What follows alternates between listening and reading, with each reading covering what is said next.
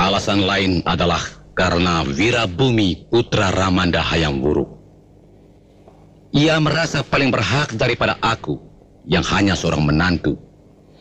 Meskipun seharusnya ia memahami bahwa istriku Putri Permaisuri, sedangkan ia terlahir dari seorang selir.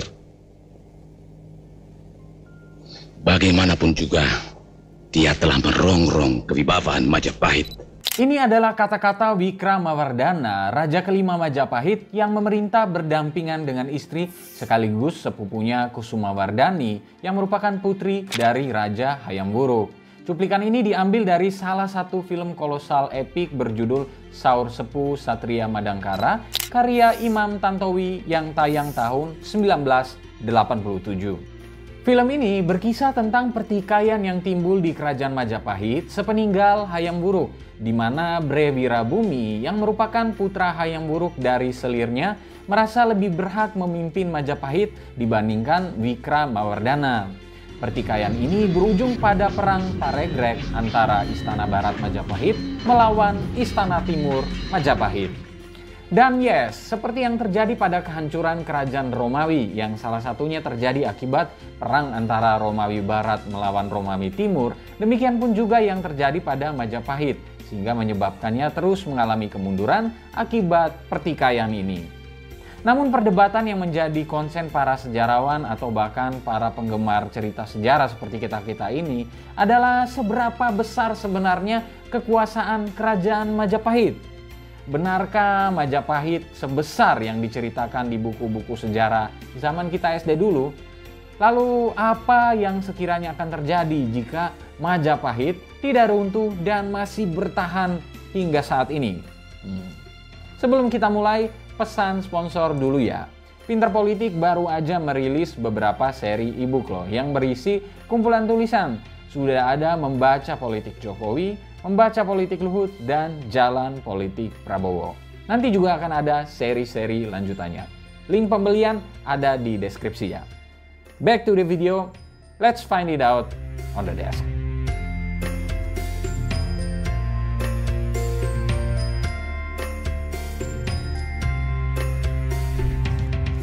Sebelum bahas soal apa yang terjadi jika Majapahit tetap berdiri, mari sedikit melihat sejarah kerajaan yang satu ini. Kemaharajaan Majapahit menjadi Imperium Adidaya pada abad ke-13 Masehi. MC Rickleff dalam bukunya Sejarah Indonesia Modern menyebutkan bahwa Majapahit merupakan kerajaan Hindu-Buddha terakhir yang menguasai Nusantara dan dianggap sebagai salah satu negara terbesar dalam sejarah Indonesia. Raden Wijaya adalah pendiri kerajaan Majapahit yang bertata pada 1293 sampai 1309 dengan gelar Kartarajasa Jayawardhana. Awalnya Majapahit berpusat di Mojokerto, Jawa Timur. Pada era Jayanegara, ibu kota dipindahkan ke Trowulan. Sejak Girinda Wardana berkuasa, pusat Majapahit digeser lagi, kali ini ke Kediri. Majapahit kemudian mencapai masa jaya pada era Raja Hayam Wuruk atau Raja Sanegara berkat dukungan Mahapati Gajah Mada. Tahun 1336 saat pengangkatannya menjadi Mahapati pada era Tribuwana Tunggadewi yang adalah ibunda Hayam Wuruk, Gajah Mada mengucapkan Sumpah Amukti Palapa yang kelak melegenda. Gajah Mada bersumpah akan menyatukan wilayah-wilayah Nusantara di bawah naungan Majapahit. Kelak, ikrar ini kemudian terwujud. Dikutip dari buku Menuju Puncak Kemegahan Sejarah Kerajaan Majapahit karya Slamet Mulyana, Sumpah Amukti Palapa telah mengantarkan Majapahit ke gerbang kejayaan untuk pertama kalinya dalam sejarah. Wilayah kekuasaan Majapahit seperti tercatat dalam kitab Negara Kertagama meliputi Jawa, Bali, Sumatera, Kalimantan, hingga ke Indonesia bagian timur, termasuk Nusa Tenggara, Sulawesi, hingga sebagian Maluku. Masih menurut Negara Kertagama, seperti dikutip dari buku Dinamika Islam Filipina, Burma, dan Thailand, karya Khoirul Fuad Yusuf, tidak kurang dari 98 kerajaan bernaung di bawah kuasa Majapahit.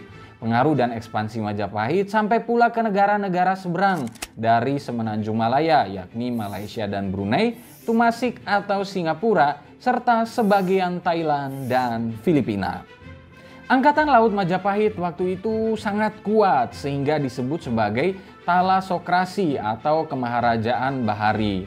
Wafatnya Gajah Mada pada 1364 menjadi salah satu faktor penyebab melemahnya Majapahit.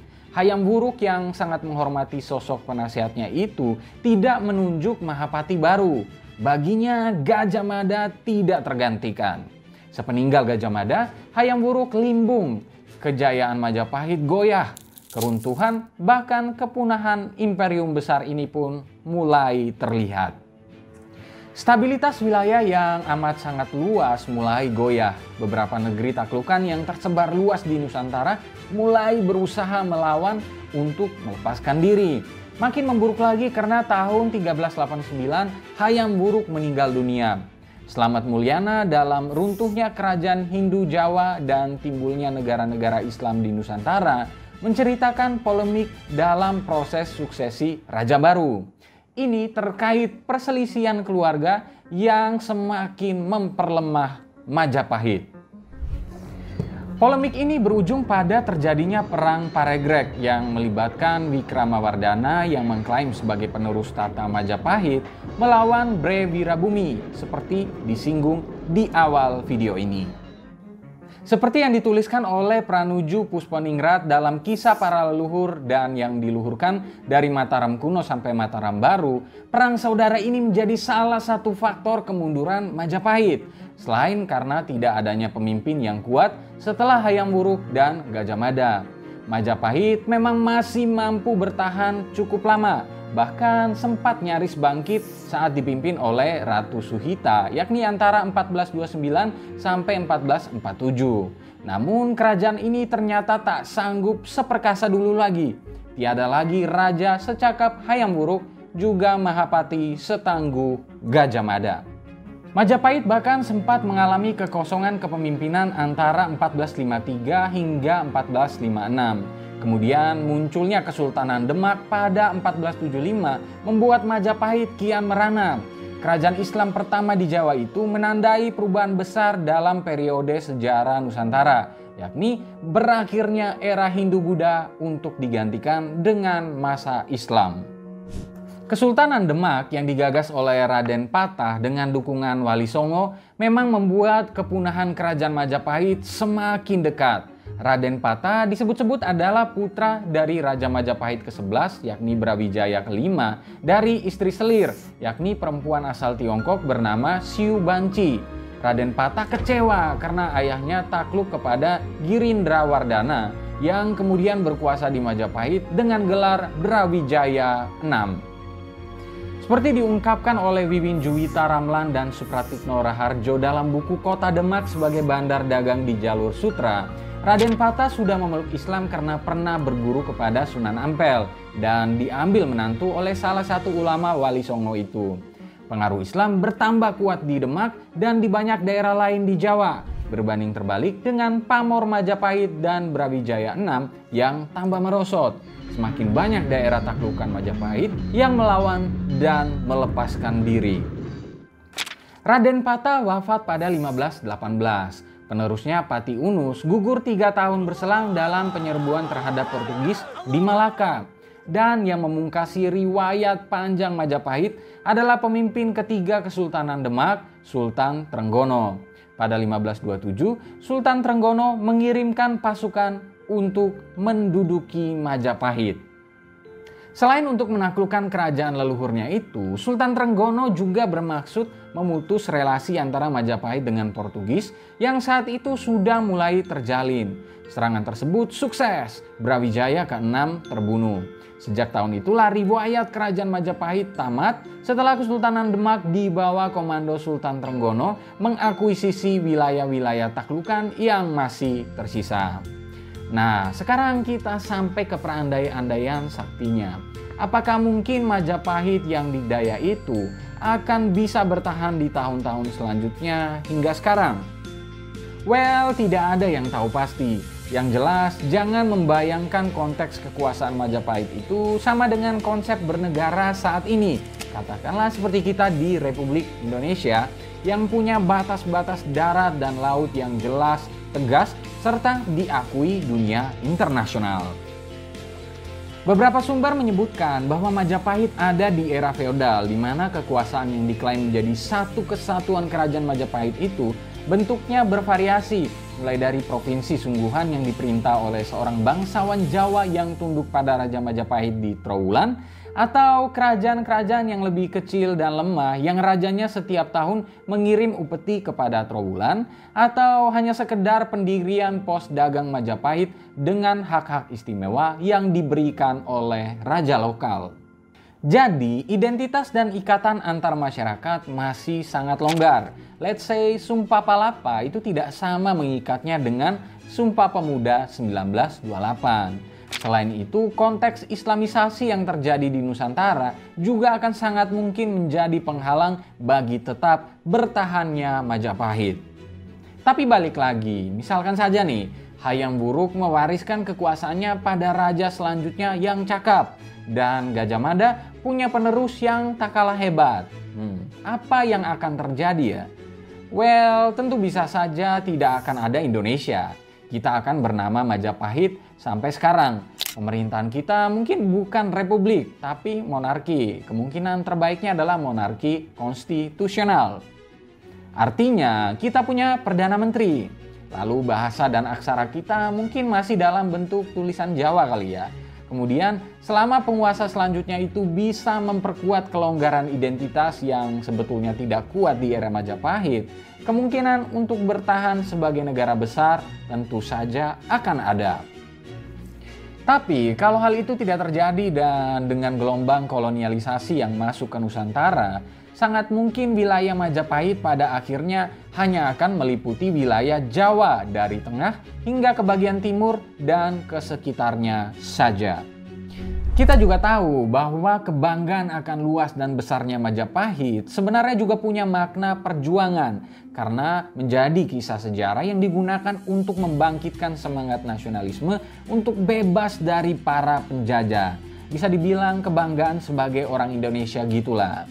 Mungkin warisan nilai inilah yang harus dijaga agar kita bisa berkontribusi untuk kemajuan masyarakat, bangsa, dan negara. Nah, lalu bagaimana menurut kalian? Akan seperti apa sekiranya jika Majapahit bisa tetap bertahan hingga saat ini? Berikan pendapatmu.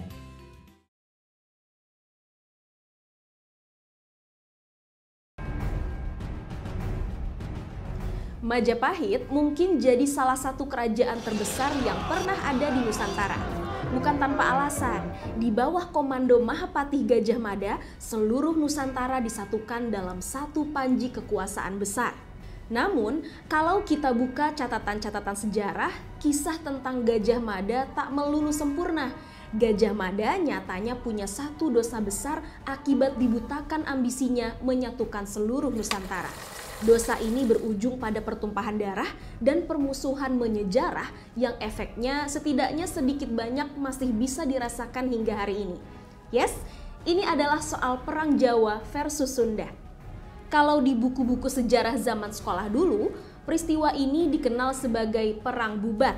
Perang ini begitu membekas khususnya di hati orang-orang Sunda. Dan ini menjadi dosa besar Gajah Mada. Pasalnya, Raja Hayam Wuruk sendiri sebagai penguasa Majapahit kala itu juga menyesalkan terjadinya peristiwa tersebut. Saking dalamnya luka yang ditimbulkan di kalangan orang-orang Sunda misalnya, sempat muncul larangan untuk menikah dengan orang Jawa. Lalu di Jawa Barat pernah ada masa sebelum tahun 2018 di mana tak ada satupun nama Jalan Hayam Wuruk, Jalan Majapahit, dan nama jalan yang berhubungan dengan Majapahit lainnya. Wih, penasaran seperti apa kisahnya? Inilah Risalah Bubat Sepat Jawa Sunda.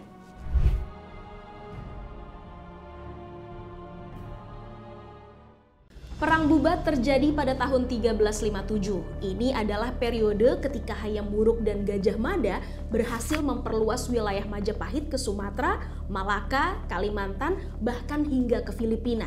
Bisa dibilang periode kejayaan Majapahit lah. Namun, kala itu ada satu wilayah yang belum dikuasai oleh Majapahit di Pulau Jawa, yaitu Kerajaan Galuh Sunda. Salah satu alasannya adalah karena hubungan kedua kerajaan tidaklah buruk. Gajah Mada sebetulnya tidak memiliki alasan apapun untuk menaklukkan kerajaan ini. Oleh karena itu, Majapahit kemudian memakai jalur diplomasi untuk menjalin persekutuan. Hayam Wuruk melakukannya dengan cara berniat mempersunting putri Raja Sunda, Prabu Linggabuana, yang bernama Dyah Pitaloka Citra Resmi. Karena kedua belah pihak sudah sama-sama sepakat, maka pada tahun 1357, rombongan kerajaan Sunda berangkat menuju Trowulan untuk mengantar Dyah Pitaloka Citra Resmi dalam rangka pernikahannya dengan Hayam Wuruk. Namun, Gajah Mada justru melihat peristiwa ini dari sudut pandang yang berbeda. Ia menilai bahwa inilah saatnya untuk menaklukkan Sunda. Singkat cerita, rombongan kerajaan Sunda kemudian diberikan tempat di Pesanggerahan Bubat, tidak begitu jauh dari Trowulan yang menjadi pusat pemerintahan Majapahit. Slamet Mulyana dalam Menuju Puncak Kemegahan, Sejarah Kerajaan Majapahit yang mengutip dari Kidung Sunda mengungkapkan bahwa Gajah Mada mengambil keputusan sepihak dengan menyatakan bahwa Dyah Pitaloka Citra Resmi adalah upeti dari kerajaan Sunda untuk Majapahit. Karena berstatus sebagai upeti, maka Gajah Mada meminta sang putri diserahkan kepada mereka untuk diantarkan ke istana Hayam Wuruk sebagai wujud takluk. Namun permintaan itu ditolak oleh orang-orang Sunda. Mereka datang untuk menikahkan sang putri dengan Raja Hayam Wuruk, bukan untuk diantarkan sebagai upeti.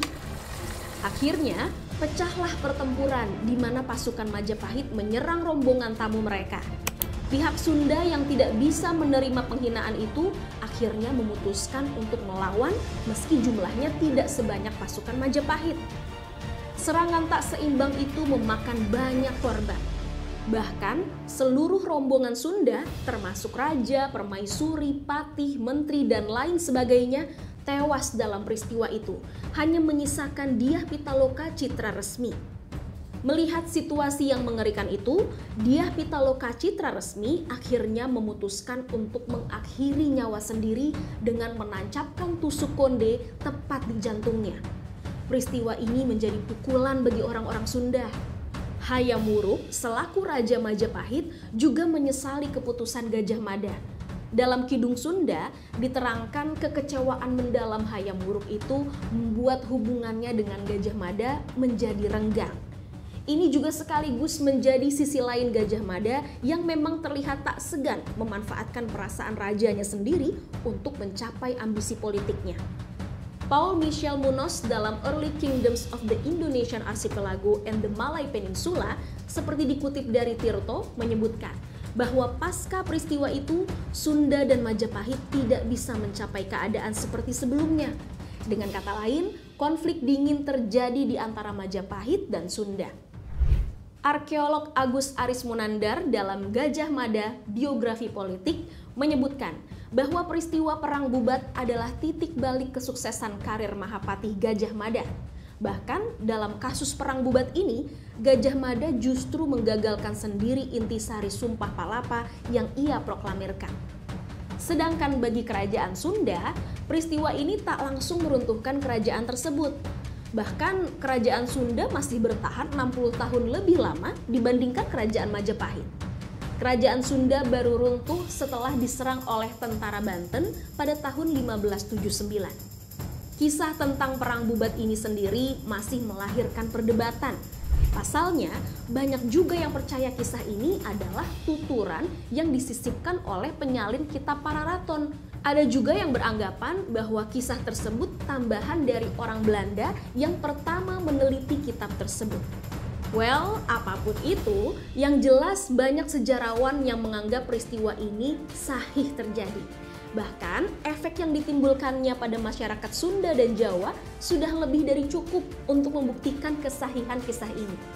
Hingga berabad-abad usai peristiwa itu, seolah-olah terjadi suasana yang kurang harmonis.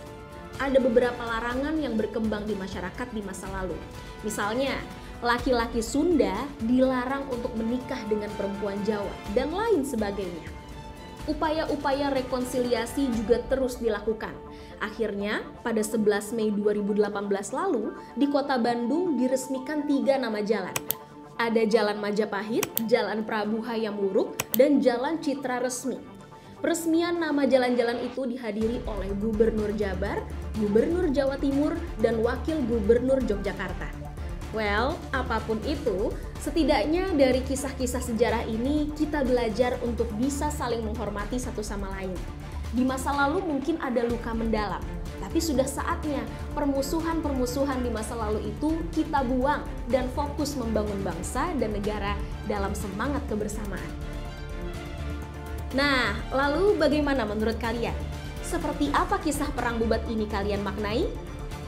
Berikan pendapatmu.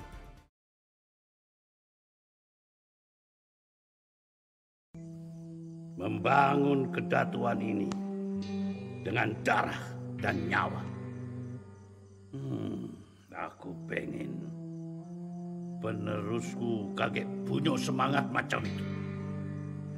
Aku pengen seseorang yang bergelar Dapuntahyang adalah manusia yang berbudaya, bijak.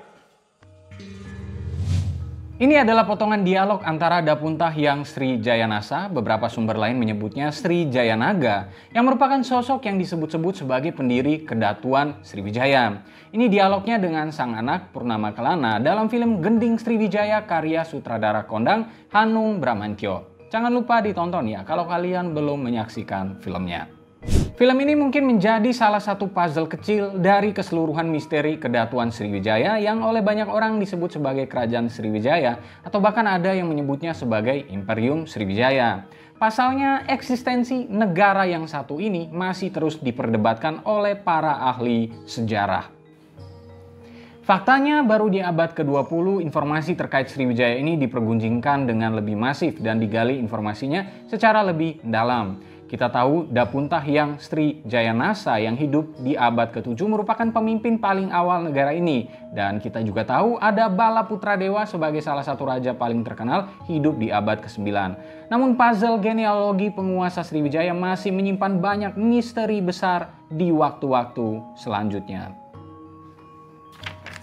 Yang jelas, Sriwijaya berakhir di abad ke-12. Banyak ahli juga percaya bahwa di masa jayanya, Sriwijaya sebagai kedatuan atau kerajaan atau apapun lah itu sebutannya, menjadi salah satu hub perdagangan di Asia Tenggara, termasuk juga dalam konteks penyebaran agama Buddha.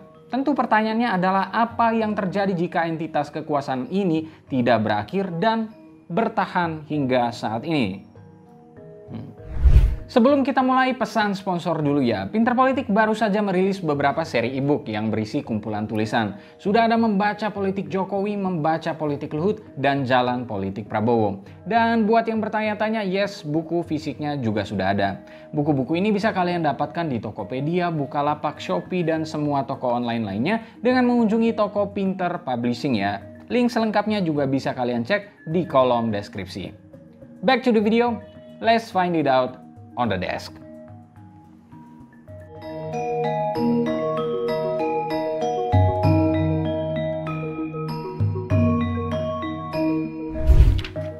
Seperti sudah disinggung sebelumnya, perdebatan terkait status Sriwijaya memang sedang panas-panasnya beberapa waktu lalu. Salah satunya ketika budayawan Betawi Ridwan Saidi menyebutnya sebagai kerajaan yang fiktif.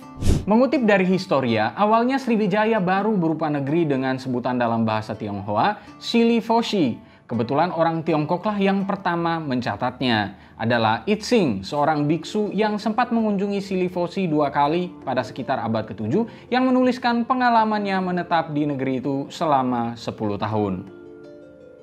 Dalam catatan Itzing, nama Silifoshi digunakan untuk menyebut negara, ibu kota, dan sungai yang muaranya digunakan sebagai pelabuhan. Slamet Mulyana dalam Sriwijaya menjelaskan bukan hanya Itzing yang menyebutnya begitu. Pada masa dinasti Tang, itulah sebutan bagi Sriwijaya dalam catatan resmi kerajaannya. Bahkan sampai pada tahun 1913, Sriwijaya juga belum dikenal sebagai negeri. Namanya malah sempat hanya dianggap sebagai nama seorang raja seperti yang disebut oleh Hendrik Kern, orientalis dan ahli bahasa Sanskerta dari Belanda. Barulah di tahun 1918 berkat jasa George the Good, masyarakat Indonesia bisa mengenal Sriwijaya sebagai sebuah negeri di Sumatera. Arkeolog asal Prancis itu didaulat sebagai penemu negeri Sriwijaya lewat tulisannya Le Royaume de Sriwijaya.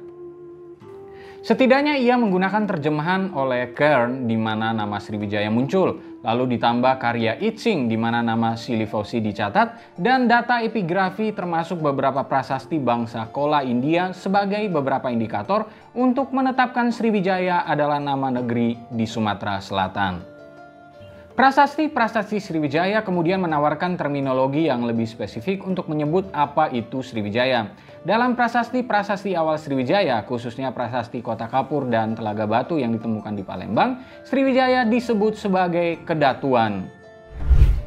Prasasti Telaga Batu yang baru dipublikasikan peneliti dari Belanda, J.H. de Kasperis pada 1956 bahkan menggunakan jabatan-jabatan pangkat yang mungkin sekali ada di dalam struktur pemerintahan dan kemasyarakatan Sriwijaya, mulai dari putra raja, menteri, bupati, panglima, dan lain sebagainya. Kendati disebutkan ada putra raja, pelayan raja, budak raja, dan lain sebagainya di prasasti itu, sejumlah ahli menyimpulkan Sriwijaya bukanlah berbentuk kerajaan. Sistemnya berupa kedatuan. Ini paling tidak berlaku pada akhir abad ke-7 hingga ke-8. Hermann Kulke, ahli sejarah Asia Tenggara dan India berkebangsaan Jerman, mempublikasikan tulisannya Kedatuan Sriwijaya Imperium atau Keraton Sriwijaya pada 1993. Lewat tulisan yang kini diterbitkan ulang dalam Kedatuan Sriwijaya, dia berpendapat Sriwijaya lebih merupakan sebuah kedatuan yang membawahi wilayah lain yang mengakui kedaulatannya. Umumnya, Palembang memang lokasi yang banyak disepakati sebagai awal pusat pemerintahan Sriwijaya. Itu berdasarkan prasasti-prasasti Sriwijaya yang ditemukan di Palembang. Sampai kini sudah 101 tahun sejak Koch menemukan keberadaan Sriwijaya sebagai sebuah negeri. Namun, misteri terkait kedatuan ini masih menyimpan banyak tanda tanya. Secara keseluruhan, para sejarawan menduga kedatuan ini berfokus pada sektor perdagangan laut di daerah Selat Malaka dan Selat Sunda. Paul Michael Munoz dalam Early Kingdoms of the Indonesian Archipelago and the Malay Peninsula mengungkapkan kekuasaan Sriwijaya meliputi Kamboja, Thailand Selatan, Semenanjung Malaya, Sumatera, Jawa Barat, dan Jawa Tengah. Armada maritimnya terkenal kuat dan wilayah kekuasaannya luas. Namun perlahan runtuh karena beberapa sebab, utamanya karena kehilangan wilayah-wilayah kekuasaannya, juga akibat peperangan dengan negara-negara tetangga, misalnya dengan Kerajaan Medang dari Jawa dan Kerajaan Chola dari India Selatan. Artinya, jika kita sampai ke perandai-andaian saktinya, kalau Sriwijaya masih bertahan katakanlah sampai beberapa abad kemudian, maka bisa saja pusat perdagangan atau hub pelayaran Asia akan ada di Indonesia. Bayangkan betapa besarnya Palembang menjadi pusat perdagangan, bisa saja akan menyaingi atau bahkan jauh lebih ramai dibandingkan Singapura. Memang sulit untuk melihat kemungkinan Sriwijaya bisa sampai bertahan hingga saat ini, apalagi jika berkaca pada keberadaan kerajaan-kerajaan lain di Indonesia, termasuk Majapahit. Salah satu warisan terbesar yang mungkin akan jadi mimpi besarnya adalah jika Indonesia punya hub perdagangan laut yang besar, tempat semua kapal dari seluruh dunia berlabuh dan berdagang. Nah, lalu bagaimana menurut kalian? Apa yang akan terjadi jika Sriwijaya tetap bertahan hingga saat ini? Berikan pendapatmu.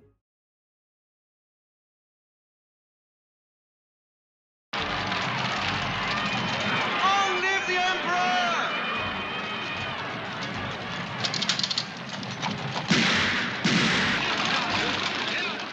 The disturbance up front, sir. I was worried. Thank you, Rudolph. Bisa kalian bayangkan seperti apa rasanya kalau tiba-tiba terjebak dalam situasi seperti di cuplikan video barusan? Tentu saja menegangkan dan pastinya akan panik.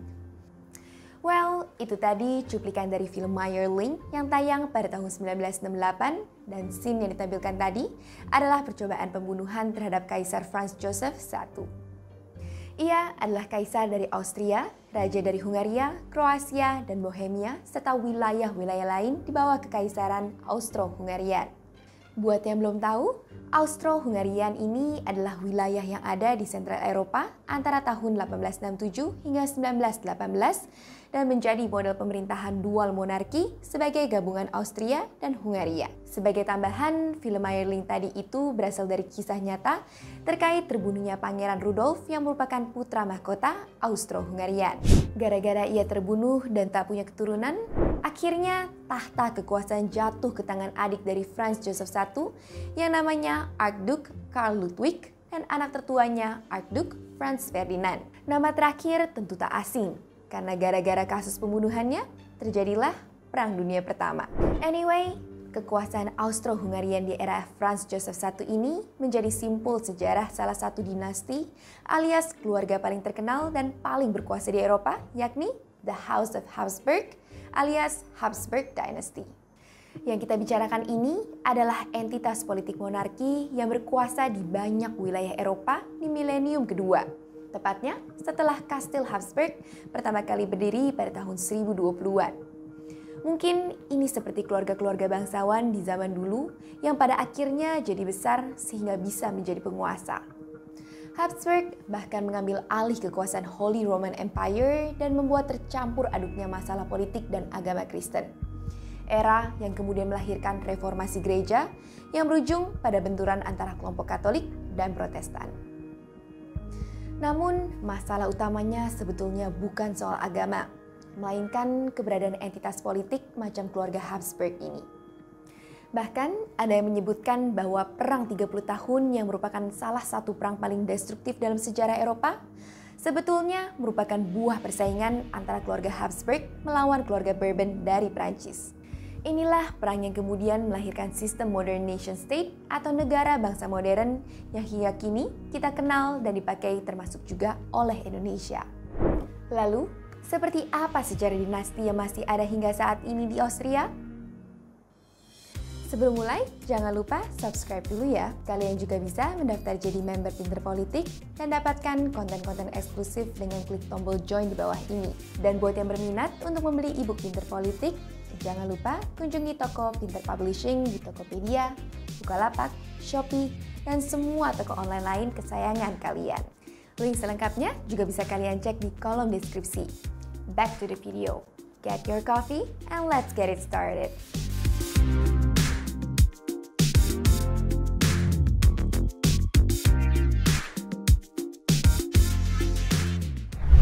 Sekalipun masih menimbulkan perdebatan, banyak yang percaya bahwa nama Habsburg itu berasal dari kata bahasa Jerman yang artinya kastil elang.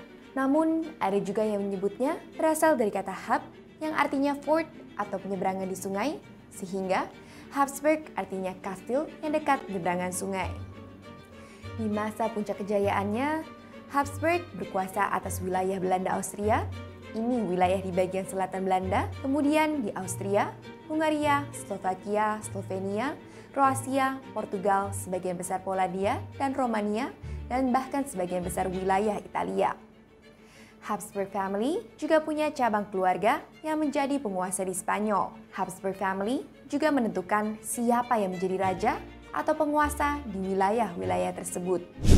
Anyway, orang yang pertama kali mendirikan entitas kekuasaan ini adalah Radbert of Clethego pada tahun 1020-an. Namun, baru di era Otto II yang adalah cucu dari Radbert, kastil yang didirikan itu disebut sebagai House of Habsburg.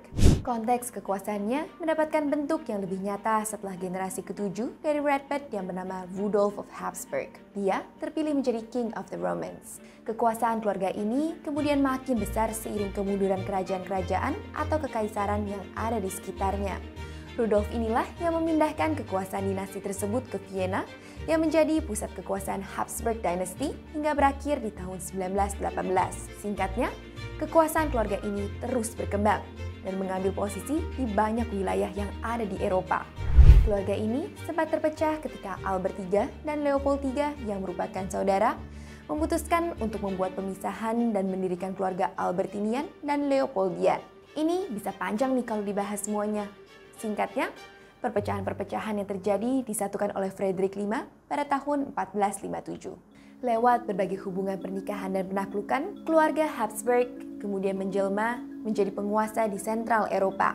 putra dari Maximilian I yang bernama Philip, menikah dengan Joanna of Castile yang merupakan seorang putri dari Castile, sebuah wilayah kekuasaan di semenanjung Iberia. Kelak, anak tertua mereka menjadi Kaisar Charles V yang menjadi penguasa Spanyol. Praktek yang umum terjadi di antara anggota keluarga Habsburg adalah consanguine marriage atau perkawinan sedara. Tujuannya adalah demi tetap mengkonsolidasi kekuasaan mereka, sepupu menikah dengan sepupu atau yang lainnya.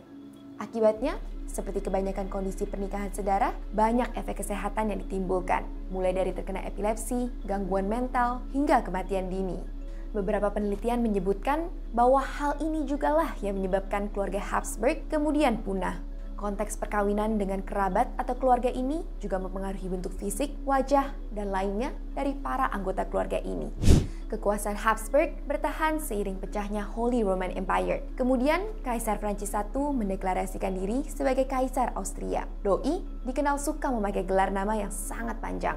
Ini ya nama gelarnya, karena cukup sulit untuk dibacakan satu persatu.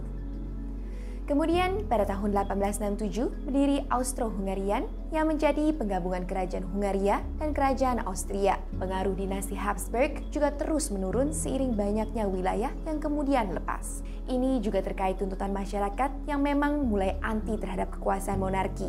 Akhir kekuasaan Habsburg Dynasty terjadi pada tahun 1918 ketika Charles I of Austria, yang juga bergelar Charles IV of Hungary, mengumumkan pemisahan Austria dari Hungaria.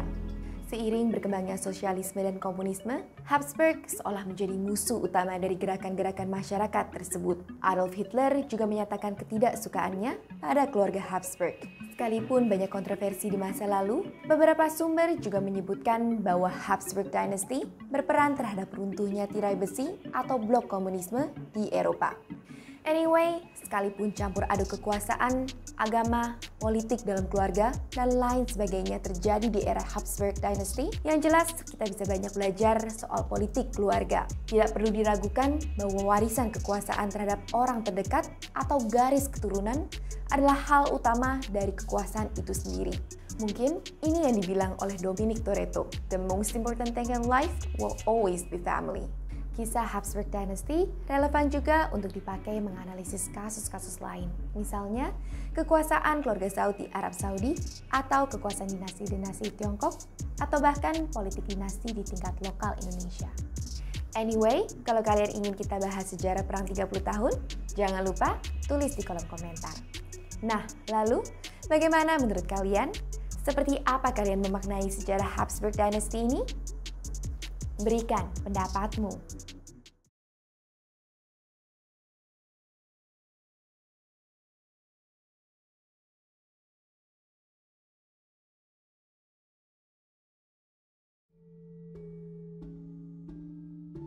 Saat berbicara demokrasi dan Yogyakarta, banyak dari masyarakat Indonesia sepertinya masih belum memahami seutuhnya keistimewaan provinsi tersebut.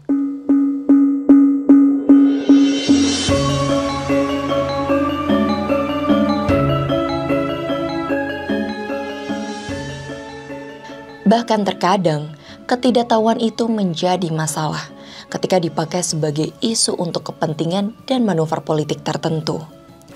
Baru-baru ini ramai soal kasus politisi Partai Solidaritas Indonesia, Ade Armando, yang menyinggung soal keistimewaan Yogyakarta itu.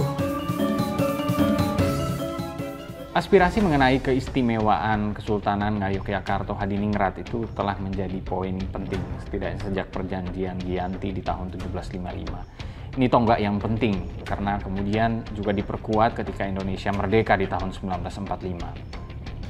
Disinilah pemahaman mengenai dinamika politik Yogyakarta tampak sangat penting. Lalu, seperti apa sebenarnya sejarah demokrasi, politik, dan keistimewaan Yogyakarta?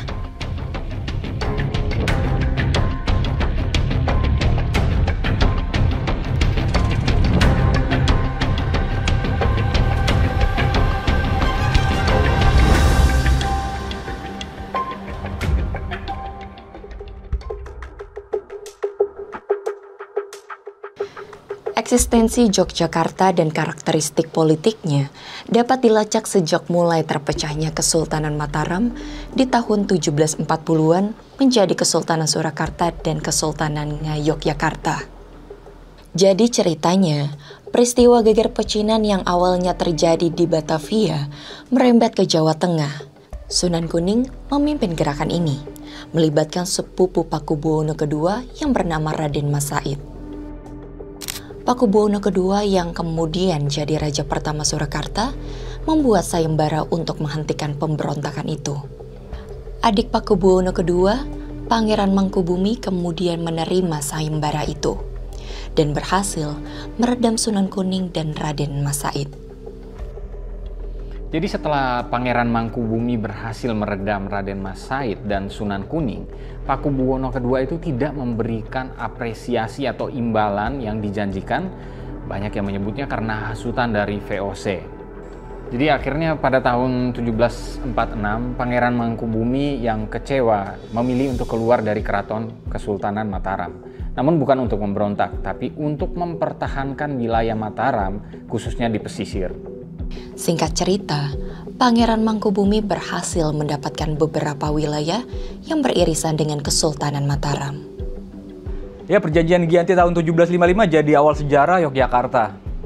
Pakubuwono III yang saat itu telah mewarisi kekuasaan Pakubuwono II yang wafat, mengizinkan Mangkubumi menjalankan pemerintahan di wilayah seberang Sungai Opak, yang jadi cikal bakal wilayah Yogyakarta saat ini. Nah, Mangkubumi kemudian memimpin dengan gelar Sultan Hamengkubuwono I.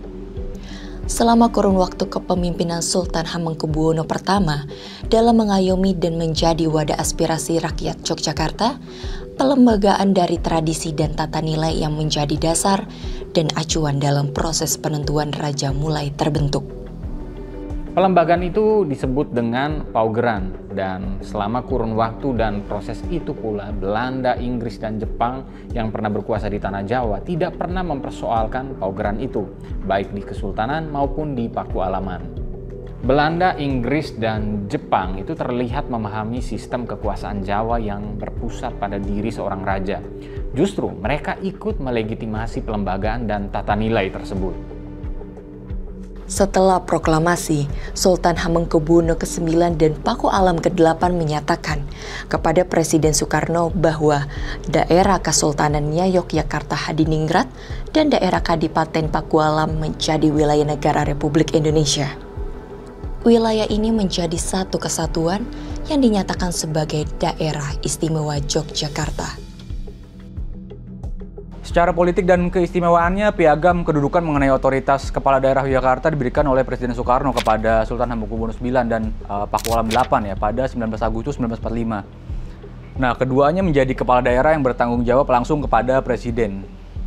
Nah, amanat Hamengkubuwono IX dan Pakualam 8 pada 5 September dan 30 Oktober 1945 kemudian menjadi dua aspek politis yuridis kekhususan politik Yogyakarta berikutnya, sebelum diperkuat Undang-Undang Nomor 3 Tahun 1950 tentang pembentukan Daerah Istimewa Yogyakarta. Sri Sultan Hamengkubuwono ke-9 menjadi sosok penting saat kemerdekaan. Di tengah situasi genting kembalinya Belanda di tahun 1946, Hamengkubuwono ke-9 berkenan menawarkan Yogyakarta menjadi ibu kota sementara Indonesia saat situasi keamanan Jakarta memburuk. Tercatat, selama Yogyakarta menjadi ibu kota, Sultan Hamengkubuwono ke-9 membantu pendanaan operasional pemerintahan Indonesia. Sultan bahkan menyumbangkan dana 6,5 juta gulden dari kas keraton untuk mengisi kosongnya kas Indonesia. Itu nilainya mencapai 527 miliar saat ini. Saat reformasi 1998 itu memang terdapat sedikit dinamika berbeda, di mana Sultan dan Pakualam sebagai penerus tahta di Kesultanan dan Pakualaman itu tidak otomatis menjadi gubernur dan wakil gubernur. Di tahun 1999 ada pemilihan gubernur dari partai politik. Kandidatnya saat itu adalah Sultan Hamengkubuwono ke-10 yang jadi ketua DPD 1 Golkar DIY dan Dr. Andus H. Alfian Darmawan yang merupakan ketua DPW P3. Sultan Hamengkubuwono menang saat itu. Lalu kemudian ada pemungutan suara wakil gubernur DIY di tahun 2001. Saat itu dua putra Pakualam ke-8 yang berlainan ibu, yakni KPH Ambar Kusumo dan KPH Angling Kusumo mendaftar sebagai calon wakil gubernur. Pemilihan akhirnya dimenangkan oleh KPH Ambar Kusumo. Ya, diundangkannya Undang-Undang Nomor 13 Tahun 2012 tentang keistimewaan DIY menjadi substansi keistimewaan politik dan demokrasinya. Nah, ditegaskan jabatan gubernur otomatis diampu oleh sultan yang bertahta saat itu. Nah, sementara wakil gubernur dijabat oleh Pakualam yang juga sedang bertahta. 4 urusan keistimewaan lainnya juga diatur, meliputi urusan keistimewaan daerah istimewa Yogyakarta seperti kebudayaan, tata ruang, pertanahan, dan kelembagaan. Ya, kritik memang hadir ya saat melihat politik dan keistimewaan Yogyakarta dari satu interpretasi politik saja, seperti soal kekuasaan yang nyaris absolut, maupun soal potensi intervensi politik dalam dinamika internal keraton terkait suksesi kepemimpinan misalnya. Tapi politik dan keistimewaan Yogyakarta itu lebih dari itu. Ada landasan konstitusi, filosofi, sosial budaya, hingga sejarah yang pengaruhnya itu besar bagi Indonesia secara keseluruhan. Warisan sejarah Sultan Hamengkubuwono ke-9 misalnya, itu sangat besar untuk republik ini, sehingga sulit untuk memisahkan konteks relasi sejarah keraton itu dengan persoalan politik praktis. Selain itu, Yogyakarta adalah wilayah yang telah independen jauh sebelum Indonesia merdeka. Maklumat 5 September 1945 yang jadi pernyataan sikap Sultan Hamengkubuwono IX bahwa Yogyakarta jadi bagian dari NKRI perlu dilihat juga nih. Karena ini adalah tonggak yang kemudian membuat semua bekas wilayah kerajaan-kerajaan lain di Indonesia pada akhirnya ikut menyatakan sikap jadi bagian dari NKRI. Artinya memberikan kedaulatan wilayah dan politik kepada Indonesia yang baru merdeka merupakan sebuah dukungan yang besar dampaknya. Selain itu, berjalannya sistem keistimewaan politik di Yogyakarta dinilai sebagai hal yang positif oleh masyarakat Yogyakarta sendiri. Kepemimpinan yang dicintai oleh masyarakatnya, lalu soal warisan sosial budaya, serta identitas rakyat Yogyakarta itu sendiri. Dengan demikian, penghormatan terhadap keistimewaan Yogyakarta bukan hanya soal penghargaan terhadap warisannya saja, tetapi juga jasa-jasanya untuk republik ini.